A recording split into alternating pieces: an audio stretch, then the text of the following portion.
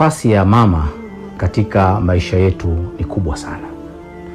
Kila mmoja miongoni mwetu ajaribu kufikiria nafasi ya mzazi wake na hususan mama katika malezi yake, katika makuzi yake, katika hali aliyokuwa nayo hivi sasa. Mama ana sehemu asilimia ngapi katika hali aliyonayo? Bila shaka wengi wetu tutasema kwamba ana asilimia kubwa sana za malezi. Katika mafundisho ya dini tukufu ya Kiislamu, mama anachukua nafasi 3 zaidi ya baba. Si kwa sababu nyingine, ni kwa sababu ya umuhimu wake. Kwa ndugu yangu, kama mama yako mzazi yupo hai, huu ndio wakati wa kukumbuka fadhila zake.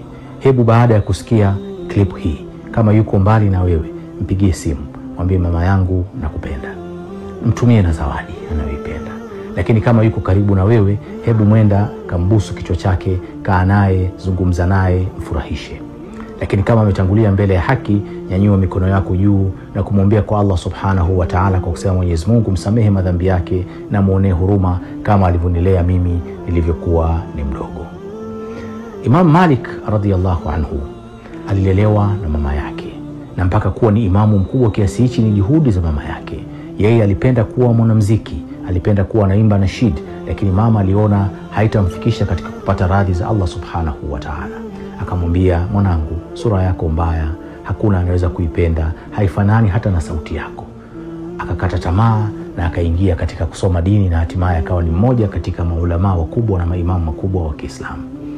Lakini kuna kisa cha mtu mmoja mashuhuri sana ambaye alifeli katika masomo yake akiwa shule ya msingi, kiasi cha kwamba walimu wakamwandikia barua, wakampa ampelekee mzazi wake. Alikuwa analelewa na mama yake, akaichukua akampelekea mama yake. Mama akaisoma, akasema, mtoto akawa anasubiri aelewe kilichoandikwa. Akaambia, mwanangu, walimu wanasema kwamba wewe mashallah kwa akili na uwezo uliokuwa nao, hakuna mwalimu pale anayeweza kukusomesha, bali usomee nyumbani. Kwa hiyo utakuwa unasomea hapa nyumbani.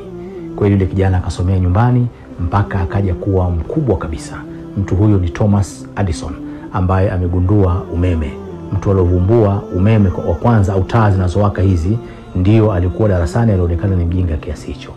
Lakini Thomas Edison alipokuwa mkubwa na mama yake ameshatangulia mbele ya haki, kwenda kufungua katika mikoba ya mzazi wake, alikuta ile barua imeandikwa, tunaomba mumpokee kijana wenu, ni tahira na sisi hatuwezi kumsomea, na kuanzia sasa hivi amefukuzwa shule, yani asije tena shuleni.